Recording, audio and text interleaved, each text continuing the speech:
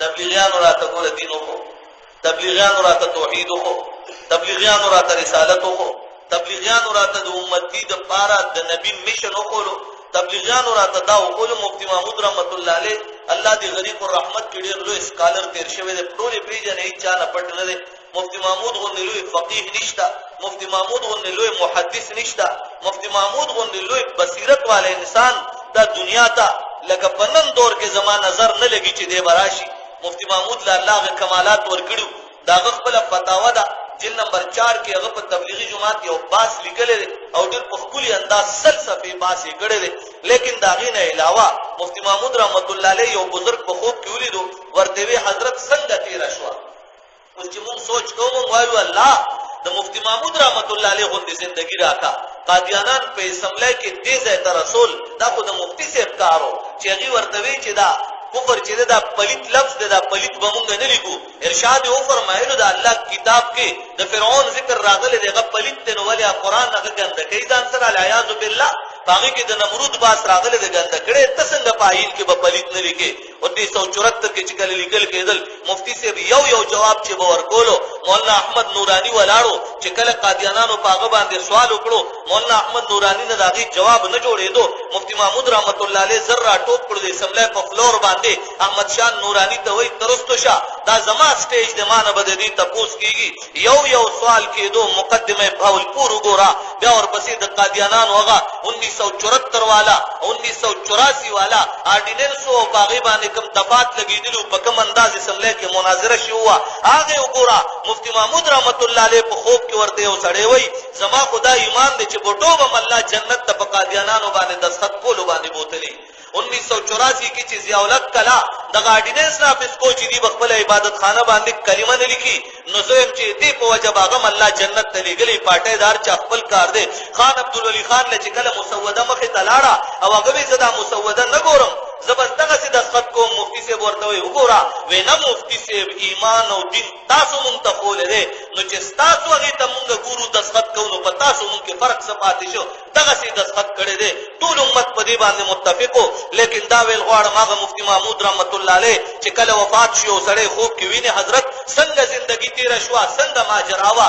ارشاد او فرمایلو الله ډیر د خیر معاملې وکړه لیکن دې بسترو والے چې سور کوي پاغه مې ډیر رش کو بسترو والے چې سور کوي پاغه مې ډیر رش کو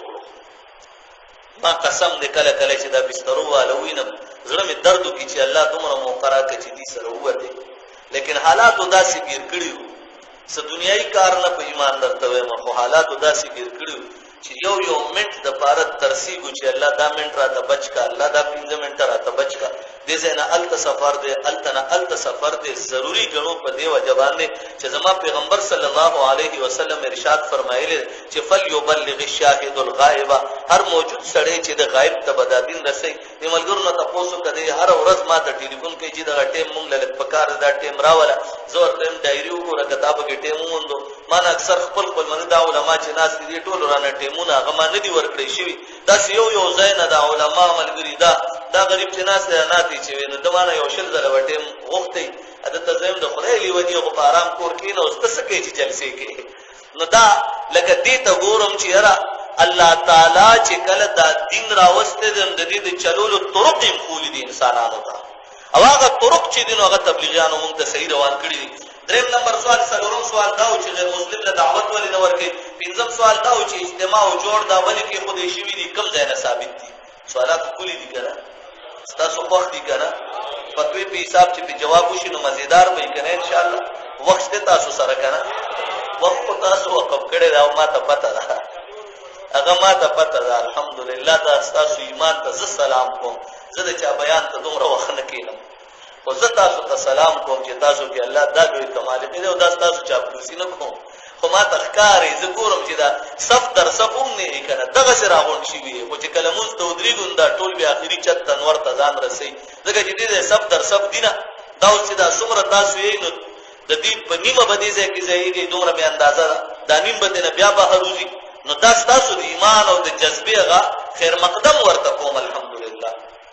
او په دې وا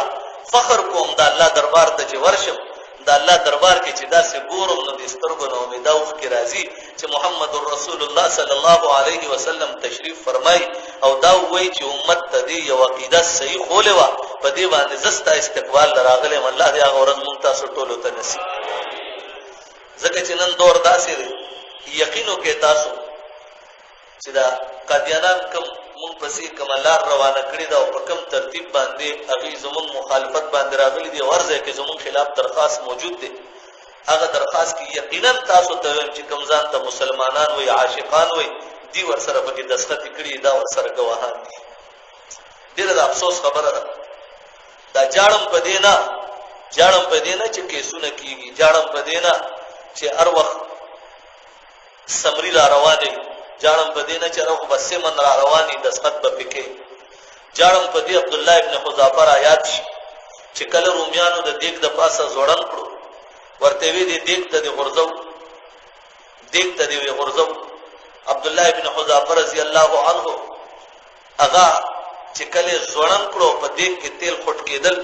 د پیغمبر صحابي په بر زوړن دی الټا اولی ورته دوه ملګری درې وخول چې هغه دیګ ته وګرځول او رايستلی نو صرف اډو کې پاتې و هغه باندې سرمنه او غوخه نه و چې کله راويستل دته وخول دا چل وتا سره کیږي سترګو نه وخ کې روانې شوې تپوس کوي ورته رومیانو سپایانو هغه ورته ضروري خپل بادشاہ خپل مشر لاړ جرنیل لاړ ورته وی هغه صحابي د پیغمبر هغه خو سترګو نه وخ کې روانې شوې جوړ کو یریدو فاروق اعظم دی لګل او دغه وخت کې ورته د فاروق اعظم دور خدا صحابي رسول له او د فاروق اعظم د خلیفہ ثانی په دور کې تللی چې کله هغه ورته आवाज کړو ورته بیړو نه را کولاو کړو هغه سولې نه را کوس کړو د خپل جرنیل مخې ته ودرولو هغه ورته وی ګوره لور در کوم بادشاہي کې دي شریکوم ځان سره دې ځکه نوم چې سغواړي غار سره در کوم تعالی الله باډي او قوت او پوهه ډیره زیاته درکړي ده لیکن صرف دغه وایي چې عیسایت او استاد درګونه چوخ کې راغلي نو ما ته معلومه شو چې د مونږ ته مایل شي عبدالله ابن حذافه ورته وی قسم مې د پاغ ذات وی کوم چې پیدا کړیو ما په دې وجه د سترګو نوخ کې نه دی راغلي زما سترګو نوخ کې په دې وجه باندې راغلي چې ما وی کاش افسوس عبدالله ابن حذافه ستا په بدن چې څومره ویختي دي چې دا ټول یو بدن وي او نن د الله په لار کې یو جدا سوځیدې نو ما ته به سرور ملاو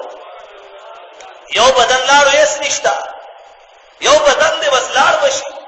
ما خو جړل په دې پروردګارا عبدالله ابن حذافه یو ویخته د بدن وي او د الله په لار کې په خټ کې تلو کې سوځیدې نو پروردګارا ما ته به سکون ملاو ما کتل ویګا نت باندې ابو غریب جیل میں راواغستو ابو غریب جیل کې مسلمانانه بربند کړی دي مسلمانې داسې بربند درولې لاسه ورلديزه تړلې مکمل بربند کړي